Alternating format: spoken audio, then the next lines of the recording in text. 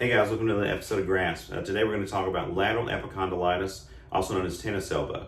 And lateral epicondylitis, it occurs on the outside of our forearm out here on what's called the common extensor mass. And basically that's the mass or the origin of the muscles, what's called extrinsic muscles, muscles that start outside of the wrist, out in the forearm area, out towards the elbow, and they insert or they attach down into the hand, on the fingers, or somewhere past the wrist, further down in the wrist. And so basically, if you pull your wrist back in this direction, you're activating those muscles. They become irritated, or those tendinous attachments that become irritated with lateral epicondylitis. And so the person may notice a pain on the outside of the elbow. That pain may radiate to the back of the elbow. You may notice it down deep inside the elbow. A lot of patients complain with pain that comes down kind of in to the base of the thumb, maybe into the index finger. Most commonly they'll also report that they have trouble gripping, holding on to something, and really pulling the wrist back can be very, very painful. And so a lot of times they take, anti-inflammatories, they're putting ice on, these kind of things, and they really don't get that overall 100% relief. It's a little better. First time they do something with it, starts to bother them again. And so a lot of those folks, you'll see them with those bands or straps on the elbow, the forearm, which I'm not against. I think initially those are okay to use, and especially when we start our rehabilitation process and the treatment on that. A lot of times we'll encourage people, we'll apply those different straps or sleeves, compression sleeves that go around the elbow, just to assist and give a little bit of support to the tissue while it's healing.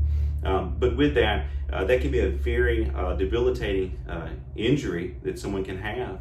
And it's something that if just left untreated, in most cases, it doesn't go away on its own. You're gonna have to have, in a lot of cases, some therapy intervention to try to resolve that. And so when someone comes in, after our assessment, a lot of times what we'll do is apply electrical stimulation to those muscles. Well, we may perform some gentle strengthening exercises to try to load that tissue. We may use, at some point, not initially, but our scraping tools, use those scraping tools with lotion. We may use ultrasound, lasers. We have cold lasers that we use, or low-level light therapy. Those are painless, by the way. We may use the Hypomat, which is a really neat soft tissue oscillation system that we use. And so just a whole host of things that we put together to try to come out with the best outcome. And sometimes with this area, it's very tricky, and you have to really pay attention to what you're doing and really set up your program well so that you're able to get back as fast as possible to playing golf, baseball, tennis, basketball, gardening, or just whatever it is around the house, going back to work, doing your daily work task, just whatever that is. So I think we have a really good record of treating that very well, and it's not something that you have to keep suffering with, for 8 months, a year, year and a half, for several years. Some people even suffer with that, and they just cannot get the relief. So it's something that a lot of people try to push through, but in most cases you can't without a little therapy help. So if you have any other questions regarding lateral epicondylitis out here on the outside of the elbow, also known as tennis elbow, and by the way, it's called tennis elbow, originated from backhanding with a tennis racket. And so either that overflexion of the wrist coming back or that forceful extension going out. That's where it got the tennis elbow name from. So anyway, if you guys have any questions, please send me a message and I'll get back to you. Thanks so much.